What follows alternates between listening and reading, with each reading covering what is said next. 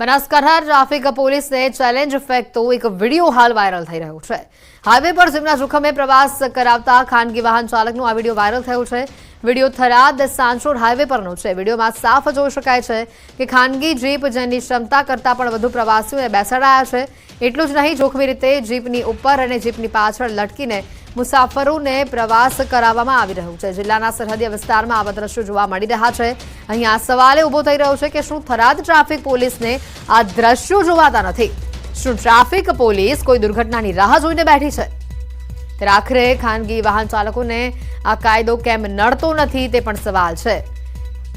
જાહેર રોડ પર ખાનગી વાહન ચાલકો બેફામ કેમ છે, તેઓના પર કાર્યવાહી કેમ નથી થતી તે સૌથી મોટો સવાલ છે। દુર્ઘટના કે અકસ્માત થાય તો જવાબદાર કોણ, તે પણ સૌથી મોટો પ્રશ્ન ઉભો થઈ રહ્યો છે। વધુ માહિતી મેળવીશું કિશોર ફોન લાઈન પર સંવાદદાતા જોડાઈ ચૂક્યા છે। કિશોર, જે રીતનો આ વિડીયો સામે આવી રહ્યો છે, અનેકવાર આવા વિડીયો સામે આવે છે, પરંતુ ટ્રાફિક પોલીસ કે તંત્રની કોઈ કામગીરી સામે આવતી નથી। ચોક્કસથી હેતવી આ જે વાયરલ વિડીયો છે તે થરાદના સાચોર હાઈવે ઉપરનો આ વાયરલ વિડીયો છે। આ વિડીયોમાં સ્પષ્ટપણે જોઈ શકાય છે કે એક શટલ જીપની અંદર ઉપર પણ મુસાફરો બેસાડવામાં આવ્યા છે, પાછળ પણ મુસાફરો લટકી રહ્યા છે, અંદર પણ ઘેટા બકરાની જેમ ખીચોખીચ મુસાફરો ભરવામાં આવ્યા છે અને આ જોખમી મુસાફરી કરાવવામાં આવી રહી છે। મહત્વની વાત તો એ છે કે આ જે સાચોરથી થરાદ રોડ ઉપર આ વાહનો ચાલી રહ્યા છે, ત્યાં થરાદ ટ્રાફિક પોલીસના પણ અનેક પોઈન્ટો છે, છતાં પણ પોલીસને આ દ્રશ્યો નથી દેખાતા અને આ જોખમી સવારી થતી હોય છે અને અનેકવાર અકસ્માતના બનાવો પણ બનતા હોય છે અને અકસ્માતના બનાવો બાદ પોલીસ એક્શનમાં આવતી હોય છે, પરંતુ અકસ્માત થાય તે પહેલા પોલીસ એક્શનમાં ના આવતા લોકોમાં પણ ક્યાંક ને ક્યાંક રોષ છે। તો બીજી વાત કરીએ હેતવી, તો હજી થરાદ સાચોર રોડ પર જે ગ્રામીણ વિસ્તારો આવેલા છે તે વિસ્તારમાં પૂરતી લોકલ બસ સેવા ન હોવાથી લોકોએ કેટલીક વાર આવા શટલમાં બેસીને પણ મુસાફરી કરવી પડતી હોય છે। હેતવી, બિલકુલ આભાર માહિતી બદલ।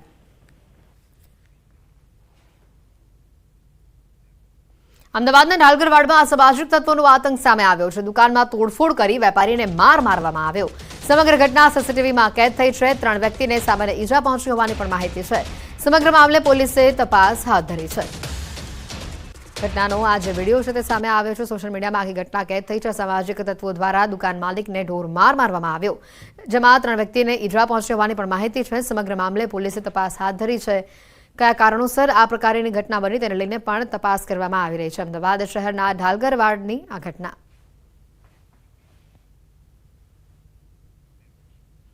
ભાજપના સદસ્યતા અભિયાન સામે સવાલ ઉઠાવતી ઘટના વલસાડથી હવે સામે આવી છે। કોંગ્રેસના સભ્યોને તેની જાણ બહાર જ ભાજપમાં જોડી દેવાનો ગંભીર આક્ષેપ થઈ રહ્યો છે। ધરમપુરમાં કોંગ્રેસના 2 અગ્રણીઓને જ ભાજપના સભ્ય બનાવી દેવાનો આક્ષેપ થઈ રહ્યો છે। કોંગ્રેસ સેવા દળના વલસાડ જિલ્લા પ્રમુખ રમેશ પટેલ અને કોંગ્રેસના માજી કારોબારી સભ્ય રાજેશ પટેલ ભાજપના સદસ્યતા અભિયાન દરમિયાન જોડાયા હોવાના ફોટા પણ સોશિયલ મીડિયા પર વાયરલ થયા છે, જેને લઈને ચર્ચા તેજ થઈ છે। ત્યારે કોંગ્રેસ અગ્રણીઓ સામે આવ્યા અને છેતરપિંડી કરીને ભાજપના સભ્ય તરીકે નોંધણી કરી દીધી હોવાની સ્પષ્ટતા તેઓ કરી રહ્યા છે। અરુણભાઈ કહ્યું કે આપના મોબાઈલમાં ઓટીપી આવ્યું છે। મેં કહ્યું કે નહીં। તો આપ ક્યાં બેઠા છો? તો કે ઓફિસમાં। એટલે અમે નજીકમાં જ હતા, એટલે અમે એમની ઓફિસમાં ગયા। ત્યાં એમના કર્મચારીએ મારો મોબાઈલ લીધો અને મિસયુઝ કર્યો અને એમણે સભ્ય નોંધણીમાં રમેશભાઈ સ્વૈચ્છિક રીતે જોડાયા છે એવો ઇન્સ્ટાગ્રામ પર અને બીજા સોશિયલ મીડિયા ઉપર વિડીયો વાયરલ કર્યો છે, જે તદ્દન ખોટો છે। મારી કોઈ પણ અનુમતિ વગર એમણે આ વિડીયો બનાવીને મોકલ્યો છે, તેને હું સખત શબ્દોમાં વખોડી કાઢીશ। હું ભારતીય રાષ્ટ્રીય કોંગ્રેસમાં છું અને રહીશ, જેની ખાતરી આપું છું। કોંગ્રેસ અગ્રણીઓએ આ મામલે ધરમપુરના ભાજપના ધારાસભ્ય અરવિંદ પટેલ સામે આક્ષેપ કર્યા છે। તેમના કર્મચારીએ મોબાઈલ લઈને સંમતિ વગર જ તેઓને સભ્ય બનાવ્યા હોવાની વાત સામે આવી।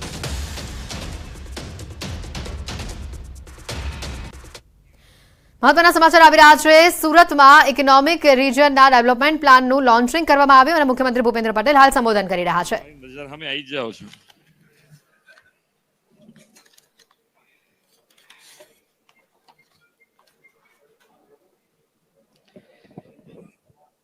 નીતિ આયોગ દ્વારા તૈયાર કરવામાં આવેલ સુરત ઇકોનોમી રિજનના ઇકોનોમી માસ્ટર પ્લાનના અનાવરણ પ્રસંગે આપણી સૌની સાથે મંચ ઉપર ઉપસ્થિત કેન્દ્રીય મંત્રી તથા યશસ્વી પ્રદેશ અધ્યક્ષ શ્રી સી.આર. પાટીલજી, મારા સાથી મંત્રી શ્રી કનુભાઈ દેસાઈ, શ્રી બળવંતસિંહ રાજપૂત, શ્રી હર્ષભાઈ સંઘવી, શ્રી મુકેશભાઈ પટેલ, શ્રી પ્રફુલભાઈ પાનસેરિયા, સાંસદ શ્રી મુકેશભાઈ દલાલ, શ્રી પ્રભુભાઈ વસાવા, શ્રી મનસુખભાઈ વસાવા, રાજ્યસભાના સાંસદ શ્રી ગોવિંદભાઈ ધોળકિયા, મેયર શ્રી દક્ષેશભાઈ માવાણી, મુખ્ય સલાહકાર શ્રી ડોક્ટર હસમુખ અડિયાજી, મુખ્ય સચિવ શ્રી રાજકુમારજી, નીતિ આયોગના સીઈઓ શ્રી બી.આર. સુબ્રમણ્યમજી, મારા સૌ સાથી ધારાસભ્યશ્રીઓ, ચૂંટાયેલા જનપ્રતિનિધિ, સંગઠનના પદાધિકારી, ઉપસ્થિત અધિકારીગણ, આમંત્રિત મહાનુભાવો, પ્રેસ મીડિયાના મિત્રો, સૌને મારા નમસ્કાર. બધાએ તાલી તો બહુ પાડી છે, પણ જેમ દેશનું ગ્રોથ એન્જિન ગુજરાત છે એમ ગુજરાતનું ગ્રોથ એન્જિન સુરત છે. એટલે અત્યારે બરોબર તાલી પાડીને વળગી પડવાનું છે કે જે આપણે બનાવ્યું છે ડોક્યુમેન્ટ,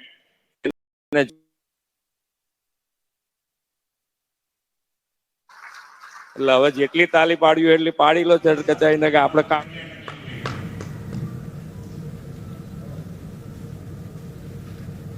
વિશ્વ નેતા યશસ્વી વડાપ્રધાન શ્રી નરેન્દ્રભાઈ મોદીને સતત ત્રીજી વાર દેશનું શાસન દાયિત્વ સોંપીને લોકોએ વિકસિત ભારતનો સંકલ્પ સાકાર કરવાની દિશાને વધુ ગતિ આપી છે. શ્રી નરેન્દ્રભાઈના સફળ શાસનકાળમાં ભારત વિશ્વની 5મી મોટી આર્થિક તાકાત બન્યું છે. હવે ત્રીજી ટર્મમાં તેમણે ભારતને ત્રીજી આર્થિક તાકાત બનાવવાનો સંકલ્પ કર્યો છે. આ માટે દેશના રાજ્યોના વિવિધ ચોક્કસ વિસ્તારોમાં આર્થિક, સામાજિક, ઔદ્યોગિક એમ સર્વાંગી વિકાસને વેગ આપવા જી હબ ગ્રોથ હબનો નવતર વિચાર તેમણે આપ્યો છે. નીતિ આયોગના આવા ગ્રોથ હબ માટેના આયોજનબદ્ધ માસ્ટર પ્લાન તૈયાર કરવામાં આવે છે.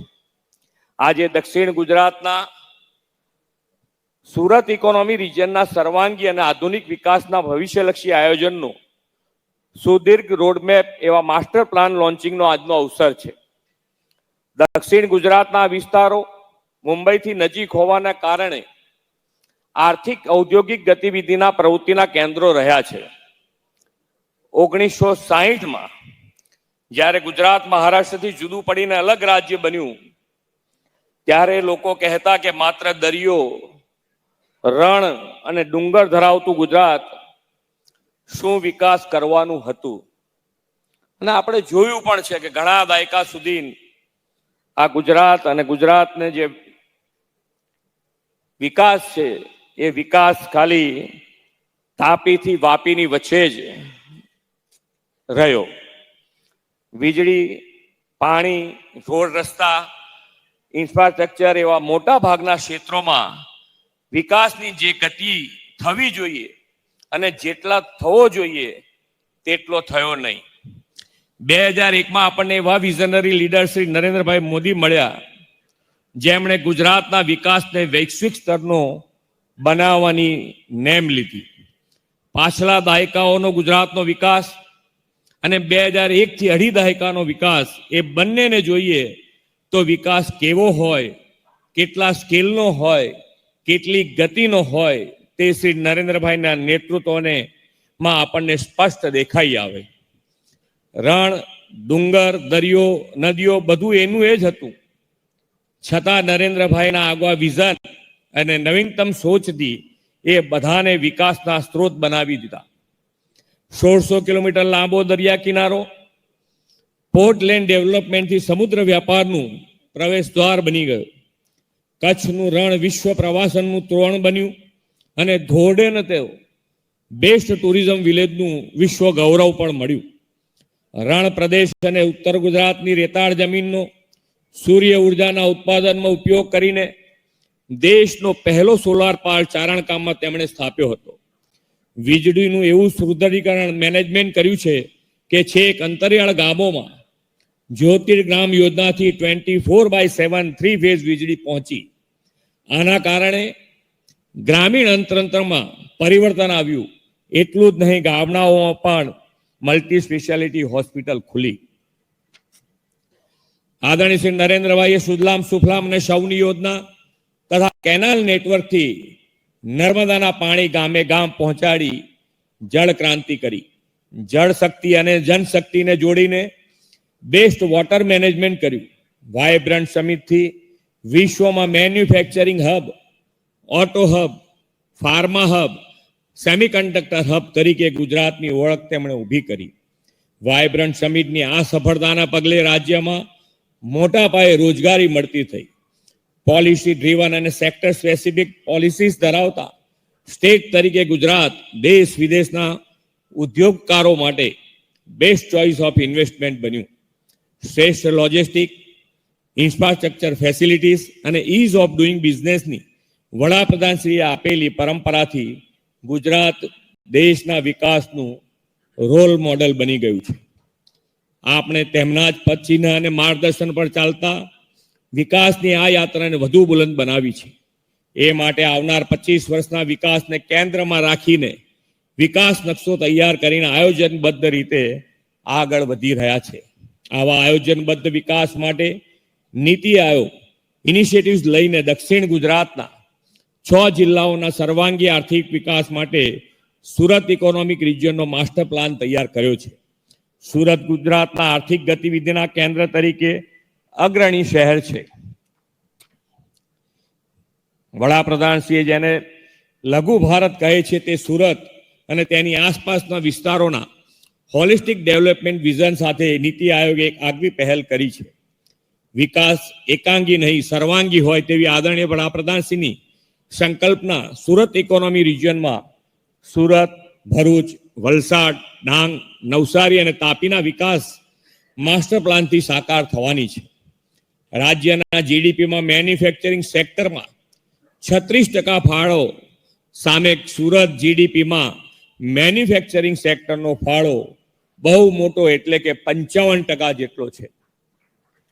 તેના પાયામાં textiles, James jewellery, diamond, chemical and dyes જેવા પરંપરાગત ઉદ્યોગ રહેલા છે.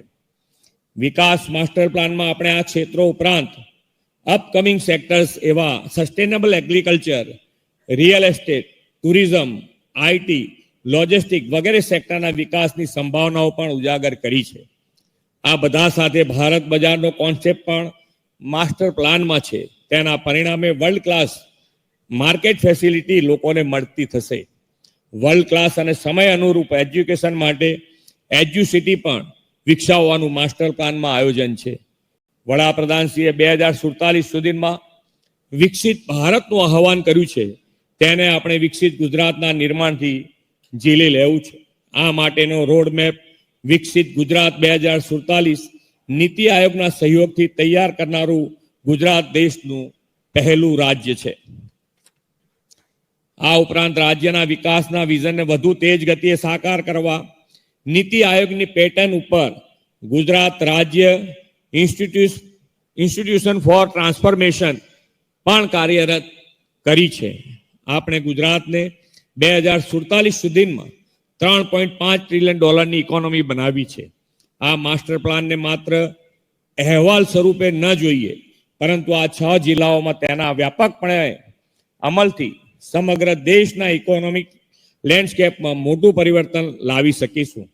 આપણે ઉત્તર ગુજરાત, સૌરાષ્ટ્ર, મધ્ય ગુજરાત, અન્ય વિસ્તારો માટે પણ આવા જ ભવિષ્યલક્ષી માસ્ટર પ્લાન દ્વારા વડાપ્રધાનશ્રીની સંકલ્પના મુજબના વિકસિત ભારત 2047 માટે વિકસિત ગુજરાત બનાવીશું. આ માટે નીતિ આયોગનું માર્ગદર્શન મળતું રહેશે એવી મને શ્રદ્ધા છે. હજુ વધુ સ્પીડ અને સ્કેલથી ગુજરાતના વિકાસને આગળ ધપાવી આ અમૃતકાળને વિકાસનો સુવર્ણકાળ સૌ સાથે મળીને બનાવીએ એવી અપેક્ષા સાથે વિરમું છું. भारत माता की जय, वंदे मातरम, जय जय गरवी गुजरात।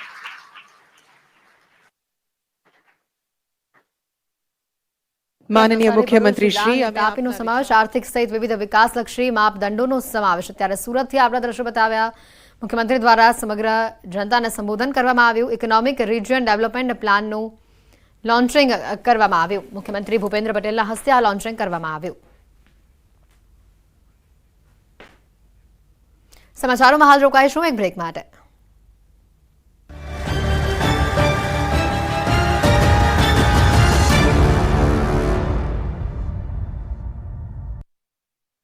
ગ્રહણ લાગવાની શક્યતા દેખાઈ રહી છે અમરોલીમાં અંજની ઇન્ડસ્ટ્રીમાં હજારોની સંખ્યામાં પાવર લૂમ્સના ખાતા ધમધમી રહ્યા છે ત્યારે દર વર્ષની માફક આ વર્ષે પણ ઉડિયા ભાષામાં પોસ્ટર લગાવવાના શરૂ થઈ જતા ભયનું વાતાવરણ છે અને આખી ઇન્ડસ્ટ્રી બંધ છે સુરતના ટેક્સટાઇલ ઉદ્યોગમાં પાવર લૂમ્સમાં ખૂબ મોટી સંખ્યામાં ઓડિશાના કામદારો કામ કરે છે ઇન્ડસ્ટ્રીના ગેટ ઉપર પોસ્ટર લગાડવામાં આવ્યા છે જેમાં પગારમાં 8 થી 10% વધારો કરવામાં આવી રહ્યો તેવી માંગ છે 1 મીટર દીઠ 20 થી 25 પૈસાનો વધારો કરવામાં આવે તેવી માંગ છે ઉપરાંત ગેટ ઉપર લખવામાં આવ્યું છે કે જે પણ કામે જશે તે કામદારના હાથ પગ કાપી લેવામાં આવશે આ પ્રકારની ધમકી આપતા પોસ્ટર લગાવતા અંજની ઇન્ડસ્ટ્રીમાં સોપો પડી ગયો કામદારો ઇન્ડસ્ટ્રીમાં પ્રવેશ ન કરતા આખરે આખી ઇન્ડસ્ટ્રી બંધ રહી હતી ઉદ્યોગની અંદર ડરનો માહોલ છે ત્યારે અંજની ઇન્ડસ્ટ્રીના સંચાલકો દ્વારા અને હોદ્દેદારો દ્વારા અસામાજિક તત્વો સામે કડક પગલાં ભરવા માટે રજૂઆત કરવામાં આવી છે સતત વધતી મોંઘવારીથી પ્રજાજનો હેરાન થયા છે ત્યારે એક એવી ઘટના સામે આવી છે કે જેને જાણીને તમે ચોંકી જશો સામાન્ય રીતે તસ્કરો ઘરેણાં રૂપિયા મોબાઈલ કે કિંમતી ચીજવસ્તુઓની ચોરી કરતા હોય છે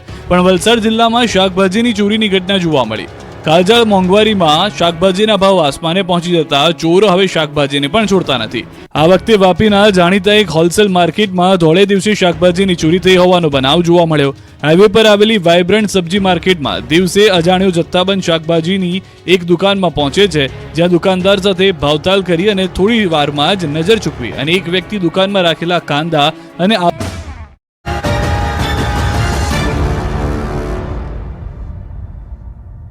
બ્રેક બાદ આપનું સ્વાગત છે ક્ષત્રિય સમાજનું શક્તિ અસ્મિતા મહાસંમેલન યોજાય તે પહેલા જ વિવાદ સામે આવ્યો છે ભાવનગરના યુવરાજ જયવીરરાજસિંહ ગોહિલે સોશિયલ મીડિયા ઉપર ક્ષત્રિય સમાજને સંદેશો આપ્યો જેમાં હું કોઈ સમિતિ કે સમિતિનો ભાગ નથી કે હું કોઈ સમિતિ કે સમિતિ દ્વારા થતા કોઈ પણ કાર્યમાં કે કાર્યક્રમમાં સામેલ ન હોવાનો તેમણે ઉલ્લેખ કર્યો છે સમાજના વડીલોના માર્ગદર્શન હેઠળ મારા પૂર્વજોના સિદ્ધાંતો અને મૂલ્યોને અનુસરીને મારા સમાજના ભલા માટે સખત મહેનત કરીશ વધુમાં તેમણે કહ્યું કે રાજપૂત સમાજની કોઈ પણ સમિતિ તેમના રાજકીય લાભ ખાંટવા માટે મારા પૂર્વજો અથવા મારા પરિવારના વડીલોનો ઉપયોગ કે દુરુપયોગ કરીને રાજકારણમાં સામેલ ન થાય મહત્વનું છે કે અમદાવાદમાં 20મી એટલે કે આવતીકાલે ક્ષત્રિય સમાજનું શક્તિ અસ્મિતા મહાસંમેલન યોજાવાનું છે સમસ્ત ક્ષત્રિય શક્તિ અસ્મિતા મંચની જાહેરાત થઈ છે જેમાં પ્રમુખ તરીકે ભાવનગરના મહારાજા વિજયરાજસિંહજી ગોહિલની તાજપોશી કરાઈ હતી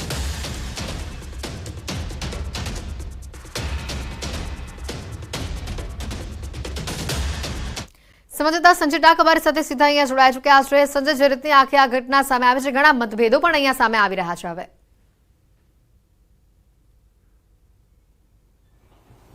બિલકુલ એક તરફ આવતીકાલે જે છે તે સમસ્ત ક્ષત્રિય શક્તિ અસ્મિતા મંચ યોજાવા જઈ રહ્યો છે ગોતામાં મહાસંમેલન યોજાવા જઈ રહ્યું છે અને બીજી તરફ ભાવનગરના યુવરાજ જે છે તેઓની જે પોસ્ટ સોશિયલ મીડિયામાં વાયરલ થઈ છે અને એ ક્યાંક ને ક્યાંક અત્યારે ચર્ચાનું કેન્દ્ર બની છે આપણી સાથે આ જે સંમેલન જે છે તેના પ્રવક્તા અર્જુનસિંહ આપણી સાથે છે અને તેઓ પાસેથી જાણીશું બાપુ જે પ્રકારે સોશિયલ મીડિયામાં ભાવનગરના યુવરાજ છે તેમની જે પોસ્ટ વાયરલ થઈ છે તેમાં તેઓએ સૂચવ્યું છે કે તેઓ કોઈ સમિતિમાં જોડાયેલા નથી કે કોઈ પણ કાર્યક્રમમાં ઉપસ્થિત રહેવાના નથી સાથે સાથે તેઓએ એ પણ સ્પષ્ટ વાત કરી છે કે તેમના કોઈ પૂર્વજો કે વડીલોનો ઉપયોગ જે છે કોઈ પણ રાજકારણ માટે ન થાય તેને લઈને તેઓએ જે આ પોસ્ટમાં જે સૂચવ્યું છે તમે શું કહેશો હું આની બાબતે બહુ સ્પષ્ટ છું યુવરાજ સાહેબ ખરેખર બહુ ધીર ગંભીર વ્યક્તિ છે પોતાની વાત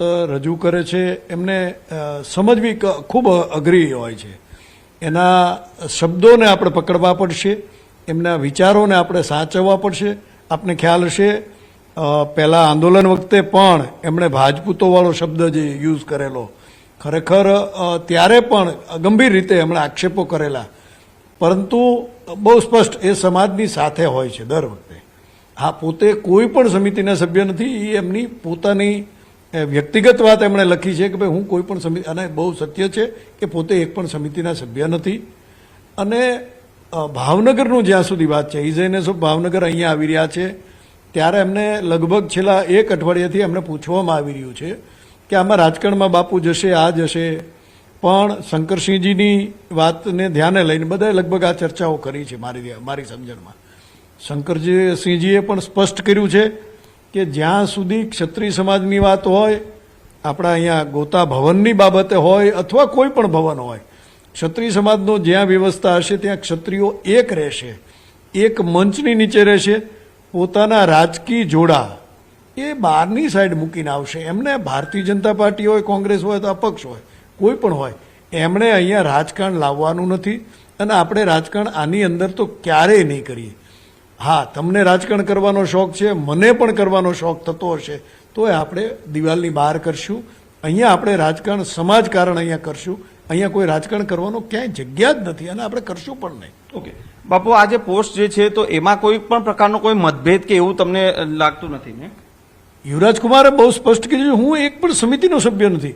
હા, એમની જે ચિંતા છે એણે બહુ સ્પષ્ટતાથી કરી છે, એણે જાહેર કર્યું. હું ગૌરવપૂર્ણ કહું છું કે એમણે કર્યું એ બહુ સારી વાત છે કે ક્યાંક લોકોની વાત છે એની વાતને સ્પર્શ્યા છે, પોતાના દિલની વાત કરી છે કે તમને બધાને જે છે એ મને છે કે રાજકારણમાં દુરુપયોગ થાય ક્યાંય મારા સમાજનો, મારા ઘરનો, મારા પરિવારનો.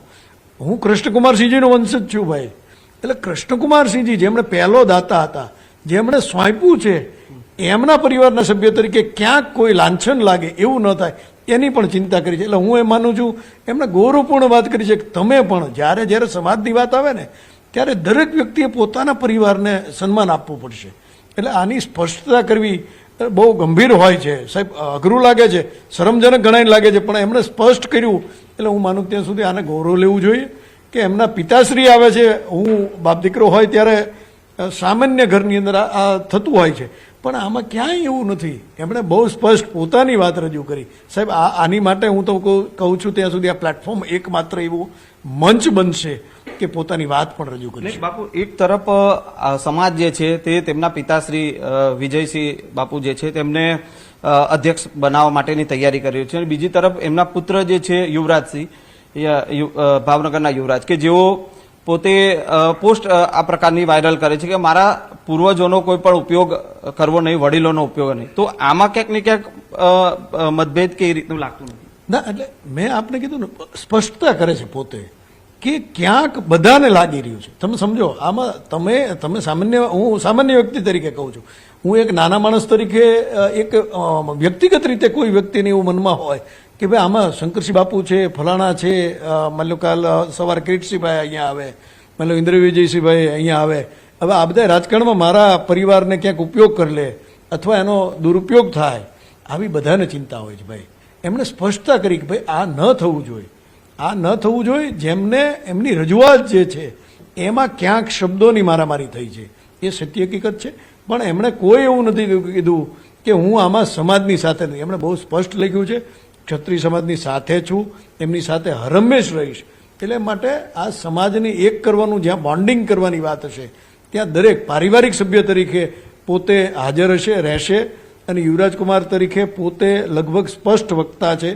એ માટે પોતે આનાથી અત્યારે સાથે સમાજના એક પણ કમિટી અથવા સમિતિમાં નથી. એ એમની વાત છે એ રજૂ